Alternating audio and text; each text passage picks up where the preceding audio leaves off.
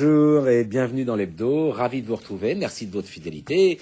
L'Hebdo en partenariat avec Beurre FM et Africa numéro 1. Et puis ravi aussi de retrouver nos 4 éditorialistes qui sont tous là. Ils ont bravé le week-end de l'Ascension, ils ont cassé le pont, ils sont avec nous. On commence d'abord par celle qui fait vibrer tous les cœurs et toutes les âmes de l'autre côté. Dès qu'on l'entend sur les ondes d'Africa numéro 1, on sent comme une vibration extraordinaire qui passe. C'est Anastasie Tudiège d'Africa numéro 1. Cette radio a beaucoup de chance d'avoir quelqu'un comme elle. Bonjour.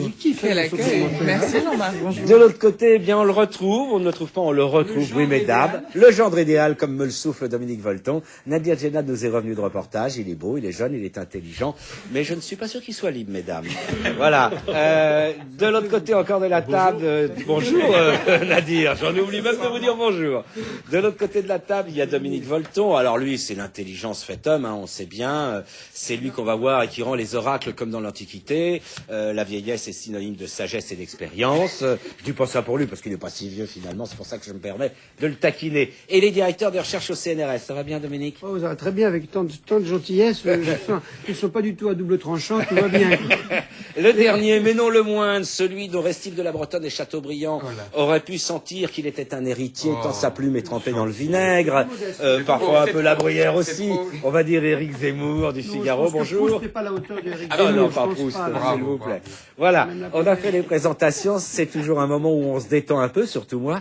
Je vais vous donner notre adresse, hebdofranço@rfo.fr, ça y est, ça doit s'afficher, hebdofranço@rfo.fr.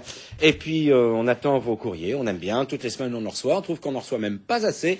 N'hésitez pas, on n'est pas obligé d'être complimenté, on accepte parfaitement les critiques, même Dominique Volton. Voilà, j'ai fini, c'était mon petit taquinage de la journée. Alors, au sommaire de cette édition, eh ben, on va d'abord aborder la préparation des élections européennes, et puis on parlera de la fin du conflit dans les universités, et enfin on abordera les rumeurs de remaniement ministériel. Et puis si on a le temps, mais je ne suis pas sûr qu'on ait le temps aujourd'hui, on y reviendra si tel n'est pas le cas, on parlera peut-être de ce que j'ai appelé la peur des jeunes ou le péril jeune, puisque on arrête des enfants de 6 et 11 ans pour un vol présumé de bicyclette. On veut mettre en place, je crois que c'est Xavier Darcos, le ministre de l'Éducation, des brigades mobiles de fouilles dans les établissements pour les établissements scolaires, les lycéens. Bon, on n'aura peut-être pas le temps d'en parler aujourd'hui, mais si on n'en parle pas aujourd'hui, je vous le promets, on en reparlera la prochaine fois. On va commencer par les élections européennes. Alors, on est à quoi 3 semaines, hein, je crois, du vote. Et tous les instituts de sondage sont d'accord au moins sur un point. On attend, on s'attend, on pronostique un taux d'abstention très important. Alors, il y a pourtant eu un grand débat sur l'Europe il n'y a pas très longtemps, avec un vote très important. Qu'est-ce qui explique ce soudain désintérêt, Nadir ? Alors tout d'abord, il faut dire que depuis 1979, année où furent organisées les premières élections au suffrage universel, l'abstention ne cesse d'augmenter. De 37% en 1979, elle est passée à 54% en juin 2004. Alors comment expliquer ce désintérêt? Il y a, à mon avis, il y a plusieurs causes. Tout d'abord, il y a une méconnaissance du fonctionnement des institutions européennes. Il y a la Commission européenne, il y a le Parlement européen, le Conseil de l'Europe. J'ai pas l'impression que le citoyen, le citoyen lambda s'y retrouve. D'autre part, ce désintérêt s'explique également par l'impression partagée d'ailleurs dans les 27 pays de l'Union européenne que les décisions du Parlement européen n'ont pas d'impact sur la vie quotidienne des gens. Sur la vie quotidienne des gens. De plus, dans le système actuel, l'Union européenne a du mal à s'incarner si vous voulez, dans des personnes clairement identifiables. C'est-à-dire qu'il n'y a pas de monsieur ou de madame Europe, comme il y a un maire. Exactement. Pas comme le vrai monsieur Europe, quoi. Voilà. Donc je parlais de méconnaissance du fonctionnement des institutions. C'est la responsabilité des hommes politiques d'expliquer le rôle du député européen, ce qu'il peut apporter. Et là, j'en viens à la campagne électorale actuelle en France, où on assiste à une campagne franco-française, où d'une part vous avez l'UMP qui joue beaucoup sur le bilan du président Nicolas Sarkozy, et de l'autre côté l'opposition qui appelle les électeurs à sanctionner le président de la République. Très franco-français. Moi, je me tourne un peu vers Éric Zemmour parce que je voudrais continuer.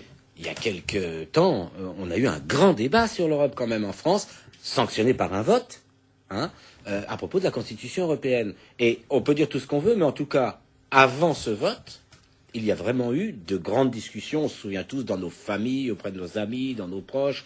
Ça discutait beaucoup. Il y a eu des votes importants. Alors, qu'est-ce qui explique, Nadine c'est la méconnaissance, c'est le rôle des hommes politiques et des femmes politiques français. Ça retombe, quoi. On retombe dans le quotidien, si j'ose dire, de l'Europe. C'est ça qui explique la différence?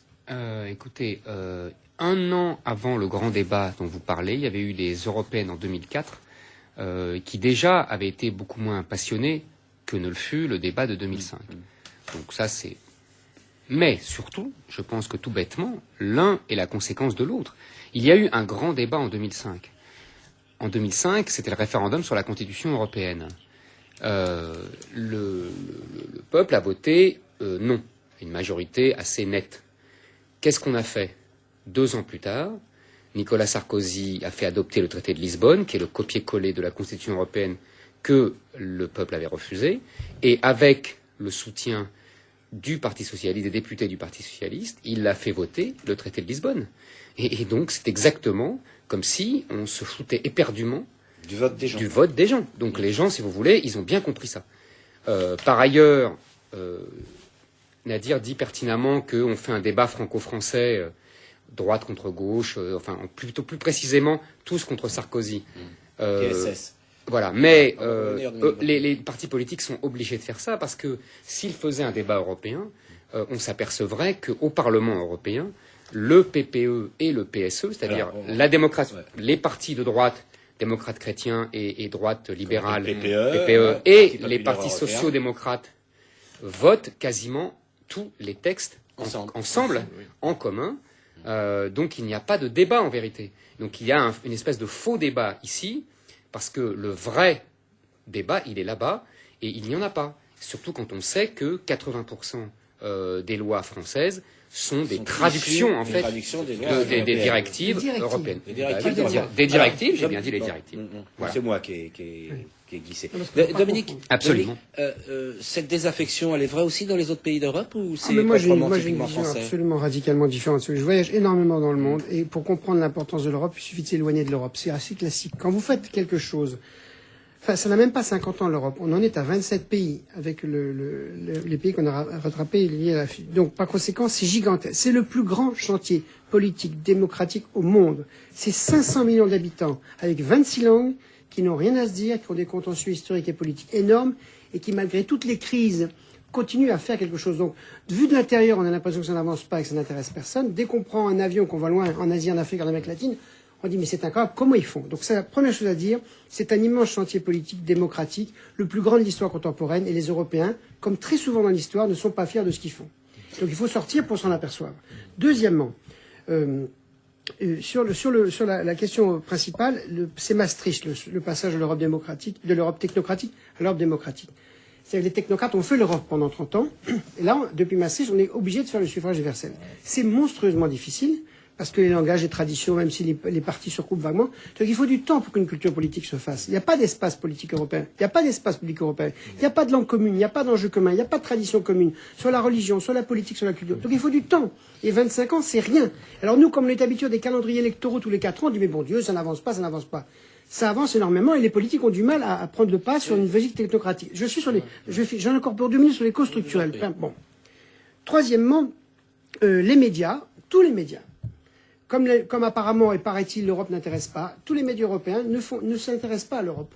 Et donc par conséquent, vous avez sur le fonctionnement du Parlement européen, qui est une situation extraordinaire de cohabitation culturelle, c'est l'expérience politique la plus intéressante au Parlement, parce que vous avez des centaines d'hommes et de femmes qui essaient de faire quelque chose, de construire un cadre politique. Les médias, tout, presse écrite, radio, télévision, s'en occupent pas. Alors, maintenant sur d'autres aspects positifs du contexte actuel. On aurait pu penser qu'avec la crise, puisque l'Europe ne s'en tire pas pour l'instant mieux que les autres, moi personnellement je craignais, et je me suis trompé, qu'il y aurait un mouvement populiste, on va le voir, on n'a pas voté encore, mais qu'il y aurait un mouvement populiste très fort. Il se trouve que pour l'instant, on ne le voit pas. Donc ça veut dire qu'il y a une infrastructure culturelle politique dans la tête des Européens qui font qu'ils sont pas emballés. Ils en ont marre qu'on leur dicte des lois par plein de systèmes de directives, etc., qui sont attirés bureaucratiques. Mais ils vont pas vers une extrême droite européenne. Il n'y a pas de rejet. Et la deuxième chose que je voulais dire, qu'on dit en France comme on dit partout ailleurs, oui, finalement, on ne parle pas de l'Europe, on parle de l'Europe au travers d'un prisme national. Mais je crois qu'on ne peut pas faire autrement. Si vous voulez, il n'y a pas de cadre politique européen, il n'y a pas de culture européenne. Donc, par conséquent, les hommes et les femmes abordent la construction politique de l'Europe avec leur vocabulaire. Mais quand vous discutez en Italie, en Espagne, en France, sur la manière dont on s'oppose gauche-droite, dans cet affrontement majorité-opposition pour aller vite, vous avez quand même toujours des allusions à l'Europe. Donc la question principale, je trouve, c'est que les politiques ne valorisent pas assez l'Europe pour des raisons qu'on connaît bien. Les médias ne valorisent pas assez le rôle du Parlement comme un laboratoire politique extraordinaire. Les élites globalement européennes, financières, politiques, universitaires, ne sont pas assez fiers de cet immense chantier. Et après, on s'étonne que les citoyens ordinaires ne soient pas, vous voyez, emballés. Il faudrait que les élites qui ont quand même un tout petit peu plus d'avantages soient les premières à dire, attendez, on n'a jamais fait ça dans l'histoire du monde. Dominique Volton, vous confirmez que ce manque d'engouement n'est pas typiquement français. Il n'est pas non, vous avez le même taux d'abstention dans quasiment tous les pays. Mais dans tous les pays, on sait qu'on fait l'Europe. Vous voyez ce que je veux dire? Personne ne sait la culture, tout le monde sait qu'on fait l'Europe au sein de l'Europe. Vous voyez ce que je veux dire? C'est ça l'immense progrès. 500 millions nous sommes. Vous rendez compte? On se rend compte. Bon, alors attendez, parce que Anastasie voulait la parole, ensuite on va refaire un tour, tout le monde veut la parole. On a vu les sondages, les sondages parlent de l'abstention, mais ils parlent aussi du fait que l'UMP arrivera en tête avec, je crois, 23% des voix. Bon, bien sûr, les sondages, il faut les prendre avec des pincettes, on le sait tous, c'est pas nouveau, mais tout de même, le fait qu'il arrive en tête, c'est intéressant dans les faits d'annonce. Mais 23 ou 28%, ça fait dans un cas 78 ou 77% de gens qui ne voteraient pas pour la liste UMP. Or, toutes les autres listes ont un point commun, c'est Éric Zemmour qui l'a souligné le premier, elles sont toutes contre Sarkozy. Alors, c'est quand même un peu inquiétant, ça, pour la majorité actuelle, même si elle fait semblant de... Alors, comme vous le soulignez, il faut vraiment prendre les chiffres avec des pincettes. Mais justement, je me suis amusée à regarder un peu les chiffres d'intention de vote. Et si, comme le disait Eric, il y a une espèce d'unité anti-Sarko, quand on regarde les programmes, au fond, ils ont très très peu à voir les uns avec les autres. J'ai regardé Libertas, le nouveau parti anticapitaliste, et le FN, ainsi que le Front de gauche, recueillent le même nombre d'intentions de vote, 6%.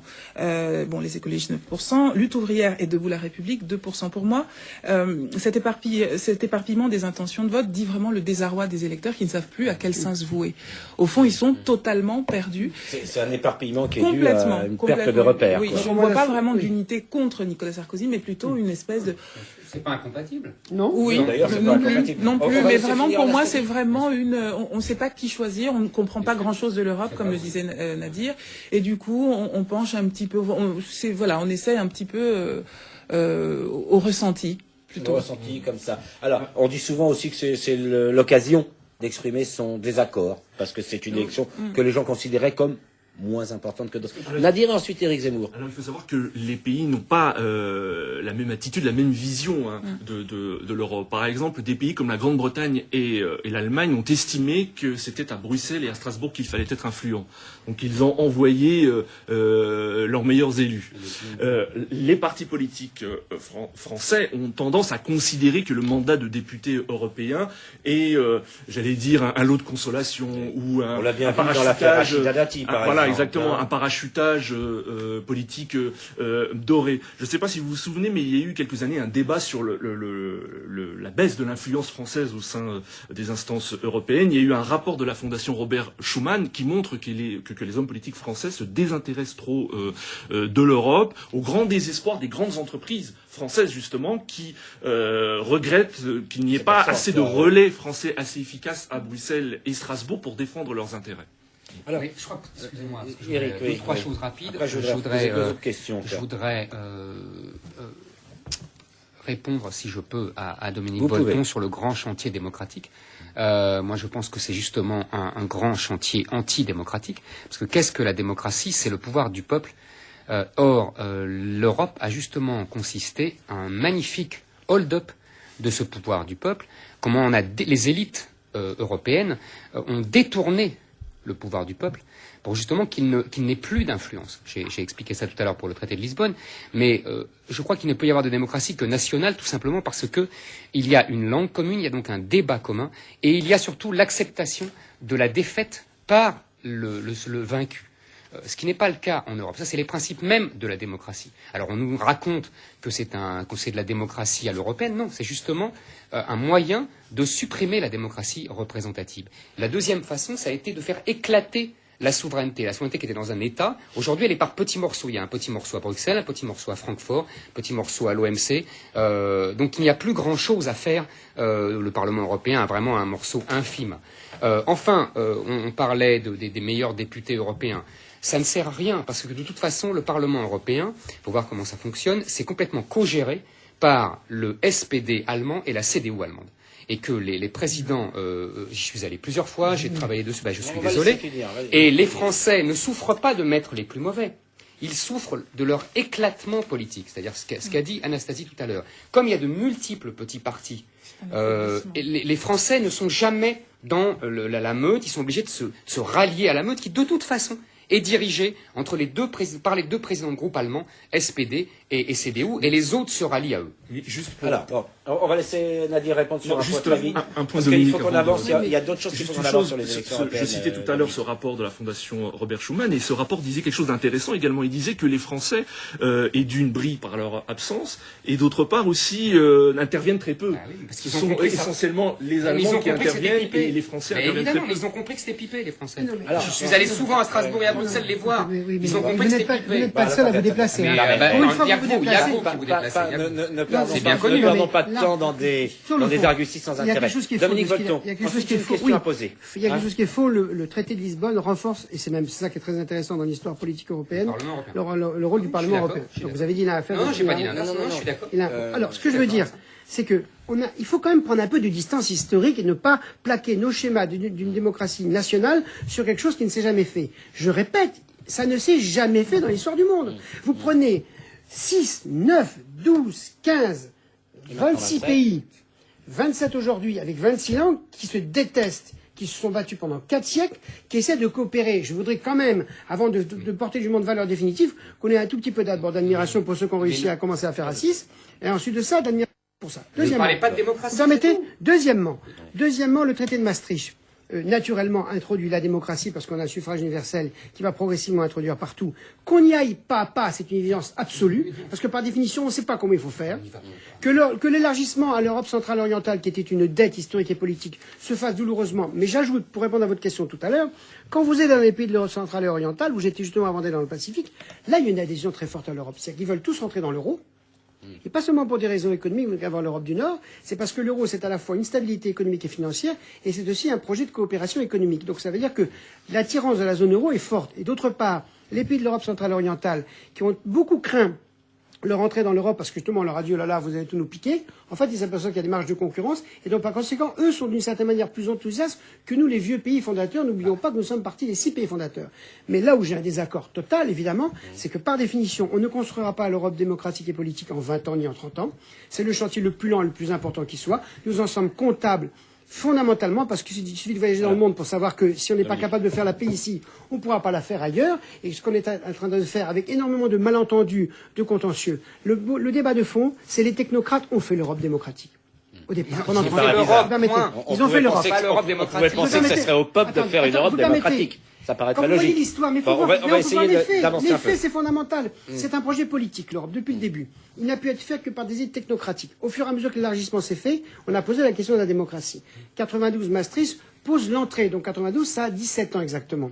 Vous imaginez bien qu'en 17 ans, vous n'allez pas régler des problèmes de démocratie que vous ne réglez même pas dans les États-nations. Donc moi, je ne dis pas du tout que c'est parfait. Je pense que le technocratisme de Bruxelles est extrêmement préjudiciable à terme. Et qu'il va falloir que... Il est l'essence même du projet. Non, c'est un projet Bon, politique, allez. c'est pas un projet technocratique. Donc par conséquent, si on veut que la démocratie prenne, il faudra qu'on arrive à dégripper la technocratie. Mais à juste titre, il faut reconnaître que les États-nations n'y vont pas toujours complètement de bonne foi. Bon, alors attendez, on va continuer. C'est un débat général qu'on a déjà eu ici, donc je veux pas couper la Oui, parole à c'est-à-dire qui le ce fond sur soit, les Europes. mais je voudrais qu'on continue un petit peu, et j'ai envie de m'adresser un peu à Anastasie, parce que dans les arguments de campagne des uns et des autres, on a bien du mal à retrouver certaines préoccupations, bien que vous dites que c'est un débat franco-français. Eric, on a bien du mal à retrouver les préoccupations qu'on retrouve ici. Moi, j'ai pas entendu beaucoup de têtes de liste aux élections européennes nous parler du vote des étrangers, qui existe dans certains pays d'Europe et pas dans d'autres, de l'immigration, où la politique n'est pas forcément toujours la même pour tous, de discrimination et de la façon d'y répondre, où les réponses ne sont pas les mêmes partout. C'est des questions qui devraient se poser et qu'on n'entend pas. Alors pourquoi est-ce qu'on ne les entend pas, alors qu'il faut quand même le reconnaître, cette fois-ci, avec le type de scrutin régional, On voit Harlem Désir, on voit Rachida Dati, on voit des visages de la diversité. Mais si on a les visages, on n'a pas les questions, on n'a pas les réponses. On a l'image mais pas le son. Oui, c'est un peu ça, voilà, exactement. Votre question pose vraiment le problème, effectivement, de fond, c'est-à-dire que cette espèce de prise en otage de ces élections européennes par des réalités franco-françaises. Et au fond, ça pose aussi la question de ces figures de la diversité, de ce que veut dire la diversité réellement en France. Et jusqu'à présent, moi c'est ce que je pense depuis c'est plutôt... Les images, les figures de la diversité servent plutôt de leurre ou d'alibi que d'autre chose. Mais c'est pas parce qu'il y a des visages qu'il y a un débat. Oui. Alors attendez, tout le monde veut la parole, donc on va prendre dans l'ordre. Dominique Volton, Nadir et Éric Zemmour. On essaie d'être un peu plus bref parce qu'il nous reste peu de temps. Tous les pays, il y a un paradoxe en Europe, si vous voulez, c'est que on a quasiment tous les mêmes politiques d'immigration qui sont hélas de fermeture très dures, extrêmement dures. Donc l'Europe est en contradiction totale entre son discours démocratique et ses pratiques. Si je peux vous arrêter un instant. Il y a une politique d'immigration européenne, mais on sait bien que par exemple l'Italie et l'Espagne ont officialisé des gens qui étaient sur leur territoire. Mais il y a peu de temps. Mais il y a 3 ans, mais il a raison. C'est ce que je veux dire. Non, mais là, il a raison. Non, mais Éric Zemmour, vous n'allez pas vous mettre à défendre Dominique Volton, sinon comment faire votre travail? Il a raison, Dominique. Non, attendez, Il y a des politiques au fur et à mesure, hélas, il y a une politique commune. Italie et Espagne qui avaient une position plus ouverte, sont en train de il y a 3 ans. Donc tous les pays, donc là il y a une S'il contradiction. vous plaît, attendez, Moi je pense que l'immigration c'est le boomerang de la mondialisation. C'est-à-dire que c'est un boomerang terrible. Parce qu'on n'en parle pas. Mais c'est pas, attendez, pourquoi on n'en parle pas? Un, parce que l'Europe le fait en étant en contradiction avec ses valeurs. Deux, on sait très bien qu'on ne sait pas très bien comment on le fait. Alors vous dites qu'on est hypocrite, mais finalement, bien sûr, Dominique. mais attendez, mais Vous nous dites qu'on est hypocrite. parce que l'Europe, on va laisser s'expliquer. Oui, parce que quand vous êtes la partie du monde la plus riche, la plus ouverte avec les valeurs démocratiques, droits de l'homme, etc., et que vous avez été fabriqué par toutes les vagues d'immigration, parce que l'Europe ce n'est que l'histoire d'immigration, vous pouvez pas, pendant 30 ans, avoir cette politique de fermeture, alors qu'en même temps les immigrés ont fait toute la richesse économique. Donc le jour où l'Europe... double discours. Bien sûr. Donc ça veut dire que... C'est une réponse à ma question. Non, attendez, plus ou moins. Là, on est quand même très en décalage entre ce qu'on dit au niveau de la mondialisation et ce qu'on fait au niveau de l'Europe. Cette contradiction va éclater. Alors pourquoi on n'en parle pas? Parce que comme toutes les choses qui fâchent, on n'en parle pas. Bon, voilà. Alors Éric Zemmour brûle la politesse à Nadir. Premièrement, l'Europe n'est pas, contrairement à ce que déclare Dominique Volton, un continent d'immigration. Ce n'est un continent c'est faux. Que depuis 30 ans. Au contraire, à part la France, qui est un pays d'immigration depuis à peu près les années 1860, je peux finir ma phrase. À part la France, qui est un pays d'immigration depuis 1860, à peu près 1860-70, le reste de l'Europe, au contraire, à partir du 19e siècle, sont des pays d'émigration. C'est pour ça qu'on les retrouve, les Italiens, les Anglais, aux États-Unis, etc. Il n'y a pas, c'est archi faux, ce ne sont pas des terres d'immigration. Deuxièmement, mais moi je vais vous dire pourquoi on ne parle pas. Je vais vous dire, parce que le traité, là je suis d'accord avec Dominique, contrairement à ce que vous lui avez dit, il y a effectivement des politiques communes. Il y a une politique commune européenne implicite qui est donnée par les directives que personne ne connaît et qui est traduite chacune dans le Parlement. Là, je suis tout à fait. Le mot implicite a son importance. Non, mais c'est pas le problème. Le problème, c'est que ça a été donc ce n'est pas là où je suis pas d'accord avec Dominique, c'est aucunement contraire à ses valeurs, bref, on a le droit de choisir ses immigrés, c'est une discussion sans fin. Si on n'en parle pas, c'est par hypocrisie. Non, moi je pense que il faut encore lire le traité de Lisbonne. On n'en parle pas parce que le traité de Lisbonne a réglé le problème. Et que le traité de Lisbonne, c'est ce que notre discussion de la semaine dernière, le traité de Lisbonne a imposé un cadre d'intégration des immigrés qui reprend la thématique canadienne de la diversité, des accommodements raisonnables et des mais je suis bien d'accord, ça explosera. Mais c'est n'empêche ce modèle-là, c'est ce modèle-là, il faut lire le traité de Lisbonne. Non, mais c'est pas ça, mais c'est un modèle. Je peux finir. Des accommodements raisonnables, c'est-à-dire que on négocie entre la culture d'origine du pays et la culture du migrant, il y a des négociations. C'est ça que veut imposer l'Europe. Et c'est pour ça qu'on n'en parle pas. Et c'est pour ça qu'on n'en parle pas, parce que les Français ont honte parce qu'on leur impose, ils ont accepté, droite comme gauche, un modèle qui est la négation totale du modèle d'assimilation républicain français. On va laisser Nadir s'exprimer. On a dépassé depuis 4 minutes le thème, le temps imparti. Je vais essayer d'être rapide. Ouais. je crois que le futur Parlement européen sera obligé de s'attaquer à ce chantier de l'immigration. Rappelez-vous, il y a un peu plus d'un an, Nicolas Sarkozy faisait de l'immigration une des priorités de sa présidence. Et qu'est-ce qu'on a vu? Tous les textes qui ont été étudiés durant ce mandat concernaient la lutte contre l'immigration illégale aux dépens de l'ouverture de l'Union européenne aux ressortissants des pays tiers. Parmi les textes qui ont été adoptés, il y a la directive retour. On sait que ce texte a divisé le Parlement européen, mais il a été adopté. Maintenant, le prochain Parlement doit poursuivre le débat sur les conditions d'accueil des demandeurs d'asile. Doit aussi se plancher sur la question du fichier des empreintes digitales de ces demandeurs d'asile. Donc il va y avoir des textes. Brutaux, si je les futurs députés européens ont du travail. Attendez, Dominique Volton, on a vraiment dépassé. Moi, j'ai une dernière question à poser très rapide. Qui veut y répondre? Est-ce qu'on peut parler d'affaire Dieudonné avec cette affaire des listes européennes que le gouvernement français voudra lui interdire de présenter? Est-ce que ça vaut la peine qu'on en parle? Ou alors il on n'en parle pas. Ça ne vaut pas la peine. Ça signifie. Pas sur l'Europe, non. Non. Bon, d'accord. Des extrémismes effrayants, ça suffit. On va pas. D'accord. Bon. Par contre, la question. C'est plus intéressant que ça, mais bon. Par contre, la question de la traçabilité qui est posée pour toutes les démocraties aujourd'hui, on est dans une logique traçabilité des textes. Non. On est dans une logique sécuritaire dans le monde occidental qui consiste à faire de la traçabilité partout. Bon. Et cette logique de traçabilité qui n'est pas du tout suffisamment contrôlée au titre des libertés publiques va se jouer en premier sur tout ce qui est les délinquants, les immigrés. Donc, si vous voulez, les valeurs de la justice européenne, comme les valeurs de la démocratie, de l'intégration, de l'accueil et compagnie, sont en contradiction avec les politiques. Donc, on va voir comment ça va sortir. En fait, votre grande différence à tous les deux, c'est pas sur la constat, c'est sur les causes du constat. Mais on y reviendra. Je voudrais quand même qu'on se rapproche un peu de la France. Là, ça faisait plusieurs mois que ça durait, avec de nombreuses manifestations, de nombreux discours, des allers-retours, des valses hésitations de la part de Valérie Pécresse pendant de longs mois. Le monde des chercheurs et des universitaires était en émoi. C'est la fin du conflit, semble-t-il. Or, pour autant, est-ce qu'on peut désigner un vainqueur, si je peux parler comme ça, dans ce conflit, Nadir? Je ne sais pas si on peut parler de vainqueurs et de vaincus. Les blocages se sont achevés, certes, mais le conflit, mais pas le conflit. Hein, les professeurs en grève, les syndicats d'étudiants en grève ont accepté de reprendre les cours, mais à cause justement de la tenue des examens. Mais ils ont déclaré qu'ils ne céderaient pas sur les réformes. Malgré les gestes successifs du gouvernement, vous l'avez dit, des inquiétudes subsistent. Alors, j'entendais il y a quelques jours l'ancien président de la Sorbonne, Jean-Robert Pitt, voilà, qui disait que l'université en France, l'ancien président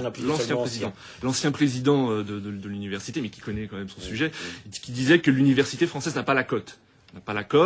Seul un tiers des lycéens d'Île-de-France veulent rejoindre les bancs de la fac pour la rentrée 2009-2010. Le taux d'échec scolaire en première année, il va de 50 à 75%. Donc, ce conflit révèle une crise qui est beaucoup plus profonde. Alors, comment sortir de l'impasse? Il y a 29 représentants du monde universitaire qui ont publié un manifeste pour refonder l'université.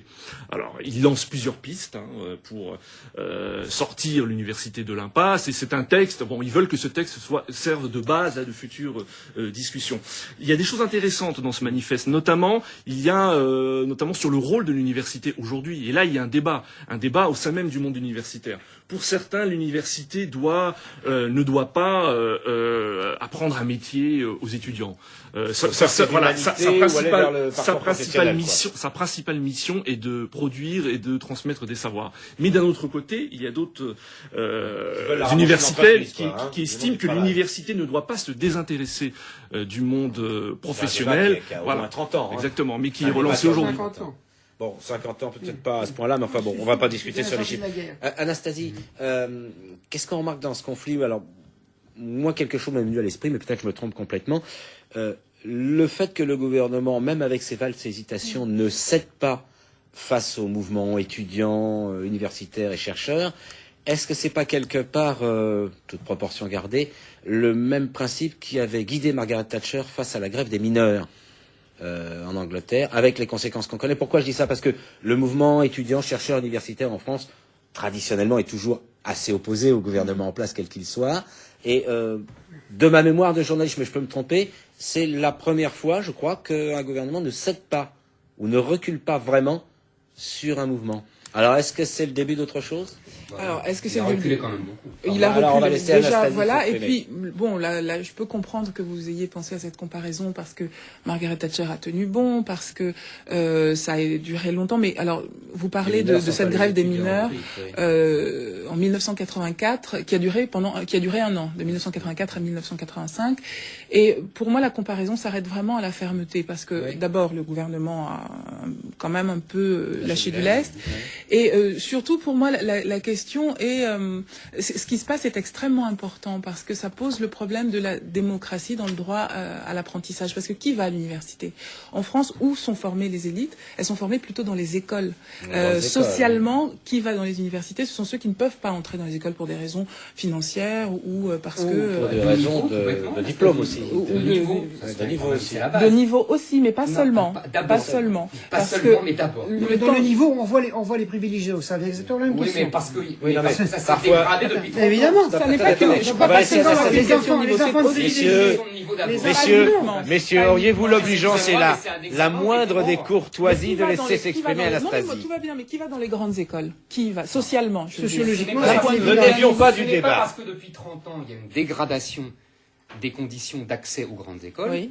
Parce que tout simplement le niveau scolaire a tellement baissé que les enfants de classes défavorisées ne peuvent même plus rêver de ça, que le système est forcément pervers au Il n'en départ. reste pas moins que ça pose justement le problème de l'apprentissage, de ce qu'on apprend Ça pose la aux élèves question du niveau scolaire. Il nous reste, mais je vais ça vous reste un étonner. problème posé, Excusez-moi, il nous reste 10 aux minutes politiques. d'émission. Je vais vous étonner, mais En tant on est qu'universitaire- allé très vite en tant aujourd'hui. qu'universitaire, Dominique, est-ce que je pourrais sur ce sujet en tant que chercheur, universitaire, que directeur de recherche au vous auriez une CNRS. grève de, Allez-y. vous auriez une grève de Allez-y. journalistes ici, vous seriez tous en train de dire en tant que journaliste. Non, si Mais on vous avait une auriez grève le de droit de journalistes, on parler. Vous travaillerait auriez le pas, droit de parler, Dominique. Dominique, dessus. On serait peut-être en grève, tout Et simplement. puis vous auriez le droit d'intervenir dessus. Vous êtes un grand spécialiste du journalisme aussi. alors.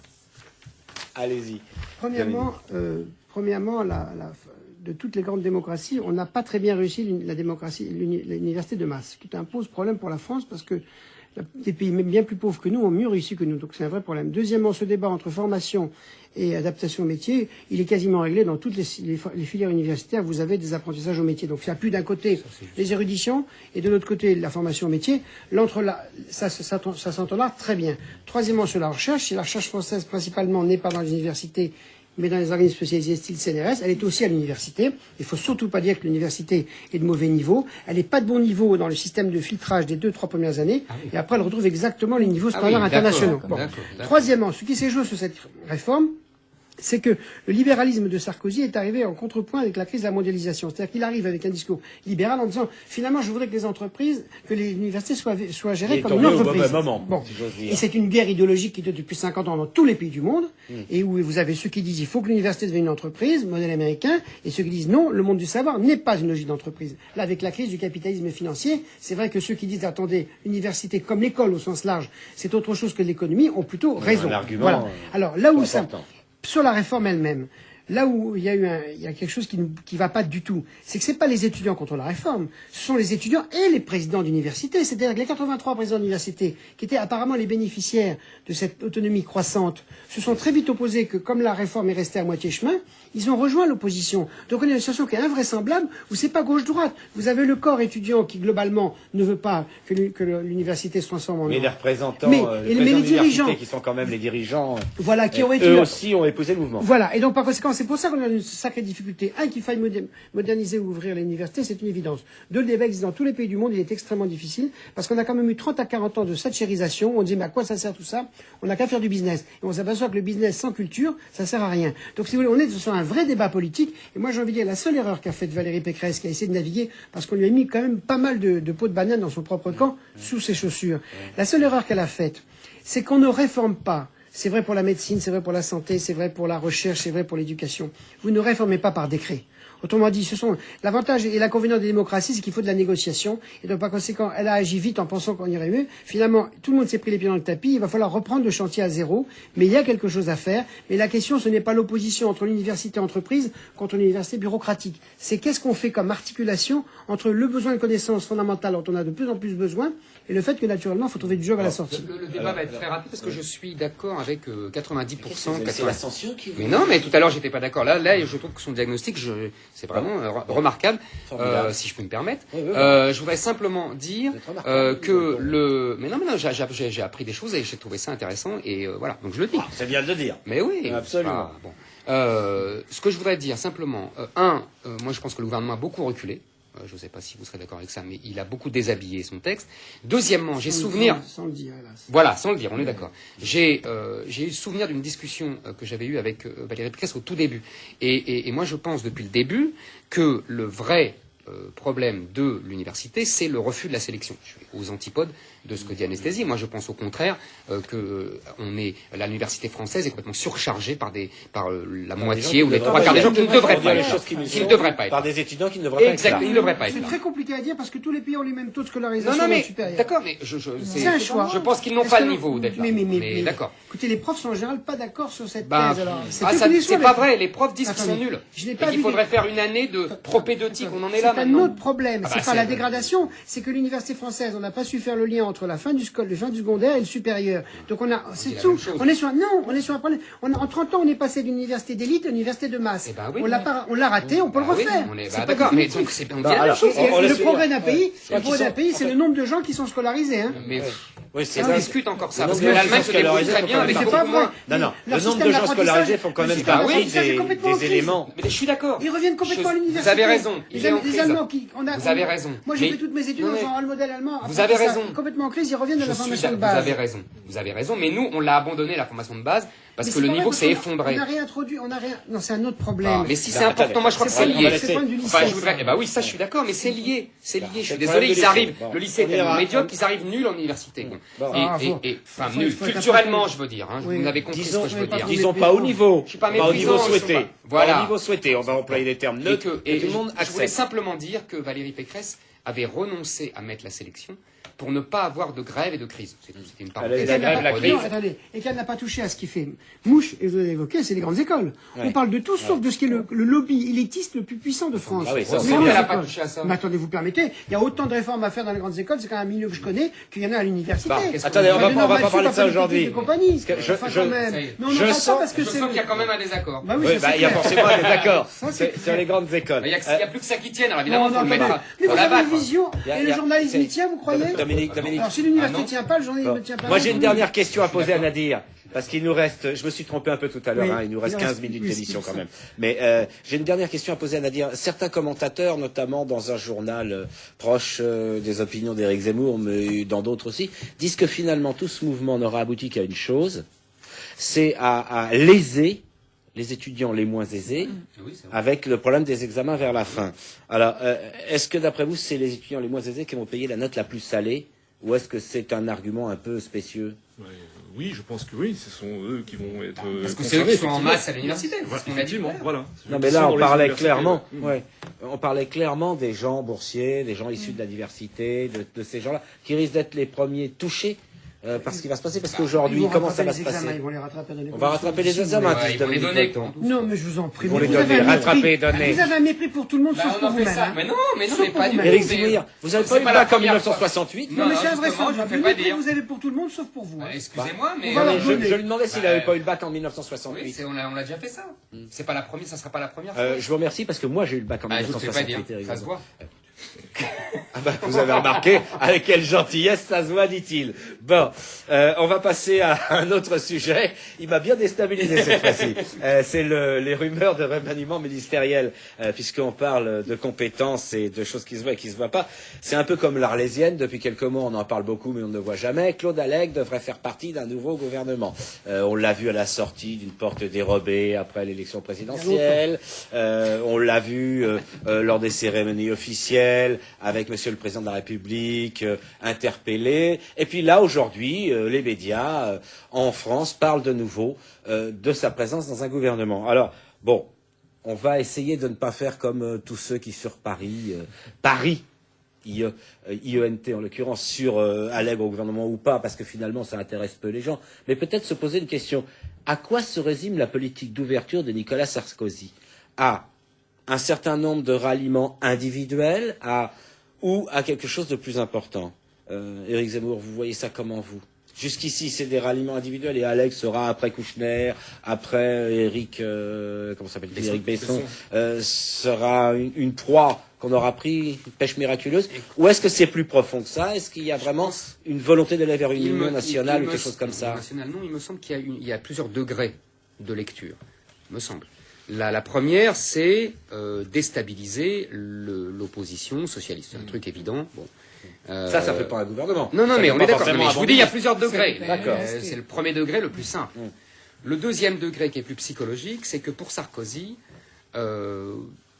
les intelligents sont à gauche et les cons sont à droite. Les godillots sont à droite. Non, pas les godillots, les cons. C'est-à-dire qu'il pense que les intelligents sont à gauche. Et donc, il essaye de débaucher... Ça va faire plaisir non, mais c'est ce qu'il dit. Moi, je remplis ces mots, c'est tout. C'est ce qu'il dit. Bon. Et donc, voilà. Donc, c'est deuxième chose.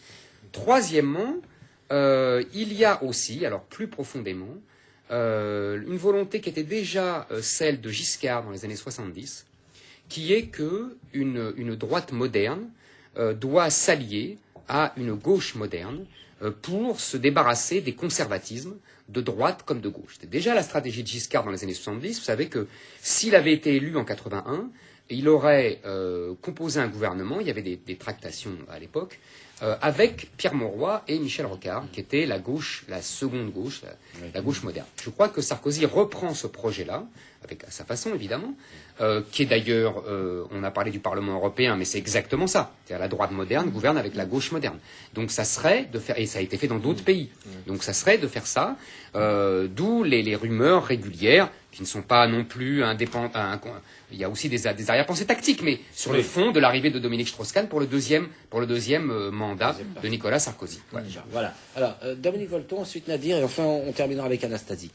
Deux choses. La première, c'est qu'en fait, historiquement, la pêche aux partenaires de l'autre camp n'a jamais finalement rapporté rien.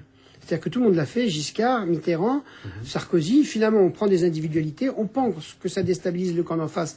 Mais l'homéostasie de la politique est très forte et finalement les femmes... Excusez-moi, je sais pas ce que c'est que l'homéostasie. L'homéostasie, c'est le fait que les gens, ça se regroupe, quoi. C'est-à-dire que finalement, on referme la... C'est l'instinct grégaire? Oui, non, faut quand même... Non, c'est qu'après on coupe et ça se reprend. Non, mais moi je ne peux pas polémiquer, je sais pas ce que c'est que l'homéostasie. Voilà. Attendez. C'est pas nouveau.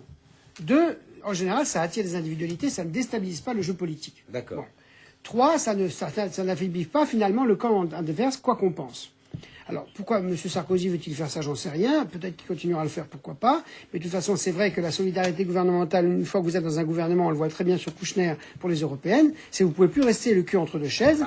Vous êtes obligé de choisir. Donc, par conséquent, finalement, c'est plutôt une victoire pour celui qui prend que pour celui qui a été pris. Par contre, dans l'idée de fond, si on va au-delà de la tactique, est-ce qu'on peut redessiner les familles politiques? Alors ça, c'est un vrai débat. C'est-à-dire que, oui, il y a de la sclérose à droite comme de la sclérose à gauche. Mais en fait, la démocratie, elle a besoin d'avoir des familles politiques relativement identifiées, même si, hélas, le jeu politique ne recouvre pas l'intelligence de la société des enjeux.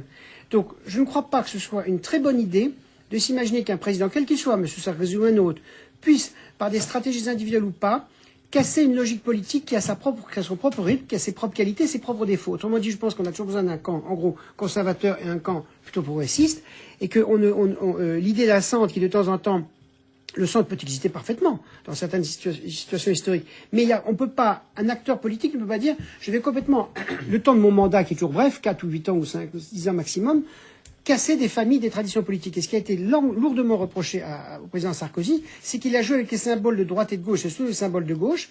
Et là, franchement, c'est vrai qu'en matière de communication politique, c'est pas une bonne idée. Voilà.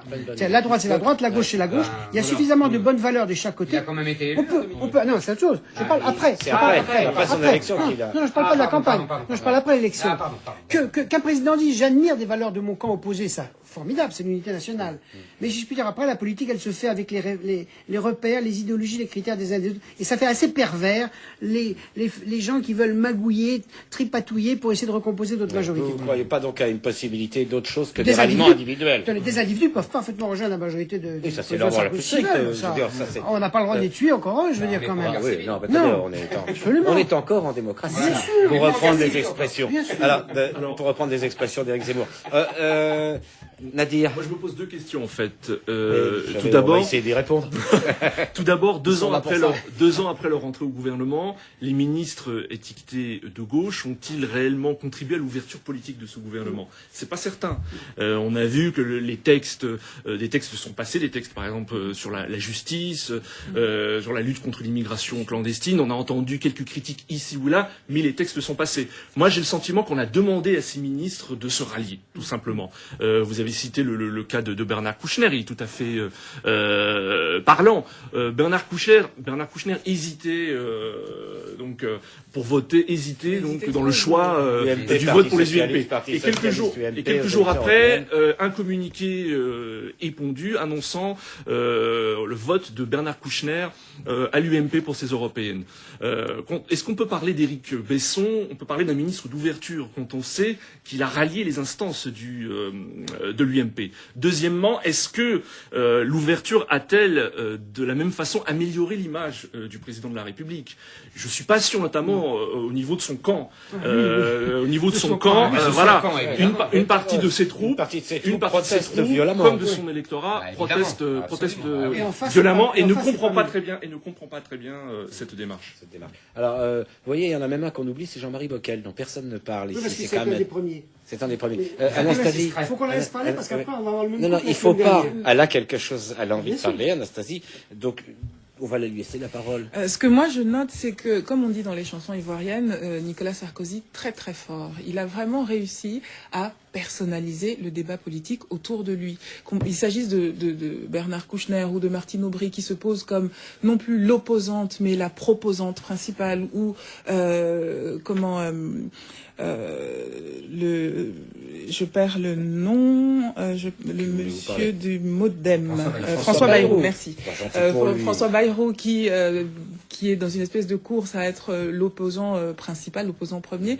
Voilà, c'est-à-dire qu'on n'entend plus parler des idéaux des uns et des autres, on n'entend plus parler que des gens qui se positionnent par rapport à lui. Enfin, il y a quand même un grand parti de... C'est toujours comme ça depuis le début de la Cinquième République, et surtout ça peut se retourner contre Sarkozy. C'est les vieux briscards qui vous parlent. J'écoute les vieux briscards avec beaucoup d'attention. Les jours où sa cote va basculer, exactement, ça va s'accélérer dans le même sens. S'ils font tous contre Sarkozy au deuxième tour de la présidentielle, ça peut lui jouer des tours, parce que comme Mitterrand en 81, des gens de droite, de gauche voteraient pour son opposant et le vaincraient comme ça. Donc c'est très dangereux pour lui. Alors moi je voudrais très vite... Eric, il nous reste 5 minutes d'émission, ensuite Dominique Volton. Eric Zemmour et Dominique Volton. Sous-estimer le fait que les gens de gauche qui se sont ralliés à la politique de Sarkozy, en fait, ils ne se sont pas ralliés. Je ne parle pas des questions d'immigration et de sécurité qui sont très particulières. C'est quand même les plus clivantes. Hein. Non, oui, exactement. Merci Dominique, c'est exactement ce que j'allais dire. Ce n'est pas les plus clivantes, c'est les seules clivantes. Parce que les autres, justement... En politique internationale. Ah oui, je vous laisserai la parole après. Mais pas avec ces gens-là, c'est ce que j'allais dire. Avec les gens de deuxième gauche qui se sont ralliés à Sarkozy, c'est ce que je disais tout à l'heure, c'est la gauche moderne qui va avec la droite moderne. Et je reprendrai un seul mot, si Dominique me permet. C'est pas qu'il y a des éléments de sclérose d'un côté et des éléments de progrès de l'autre. Non, il y a de conservatisme. Ça veut pas dire, mais ça veut pas dire que c'est de la sclérose. Simplement, il y a deux, on est d'accord. Et donc, la droite moderne essaye depuis longtemps, comme la gauche moderne d'ailleurs, de rallier pour dynamiter et pour vaincre les conservateurs. Moi, c'est pas une insulte pour moi, c'est une analyse. Une analyse. Il y a une volonté des modernes d'adapter la France à la mondialisation. Il y a des modernes, vous mettez des guillemets ou non à moderne? Moderne, oui, je mets des guillemets au sens où ils veulent adapter la France à la mondialisation. Et les conservateurs des deux camps actuellement. Ah, mais c'est ce qu'a dit Dominique très justement, c'est ce que, évidemment, c'est-à-dire qu'aujourd'hui, il y a un vrai contretemps, mais c'est tout le problème. Je voulais dire un mot sur la difficulté des mots, parce qu'on a parlé souvent, pas trop souvent, dans la crise, On a traité pendant 30 ans tous ceux qui parlaient de régulation, d'État, de Absolument. justice, de D'archaïque. conservateurs et Voilà, d'archaïques. voilà, D'accord. voilà. Et l'idéologie, D'anti-réforme. voilà, et l'idéologie libérale était tellement puissante que ça fait au moins 20 ans que dès que quelqu'un commence à dire l'État, la régulation, on lui dit toi t'es un vieux réac dépassé. Ce que je voulais dire, Dominique. Et du coup, cette crise effrayante du système capitaliste redonne raison à tous ces gens. Donc on a du mal à trouver le mot qui caractérise. En gros, c'est vrai qu'il y a quand même des gens de droite qui sont plutôt conservateurs, des gens de gauche qui sont plutôt progressistes, mais ça veut pas dire grand-chose des fois. On est d'accord. Des fois, bon. Moderniste, c'est pour ça que je préfère moderniste. On rencontre beaucoup de gens de droite, par exemple, qui sont très attachés au service public en France. Oui, bien sûr. mais regardez l'histoire du travail du dimanche, c'était Non. passionnant. Et attends, il y a un exemple qui est en plus étonnant. il y a un Oui, non, pas étonnant, pas étonnant. Oui, il y a un cas encore plus énorme. Enfin, je dis pas que c'est pas important le travail, la question du travail, c'est la question de la télévision.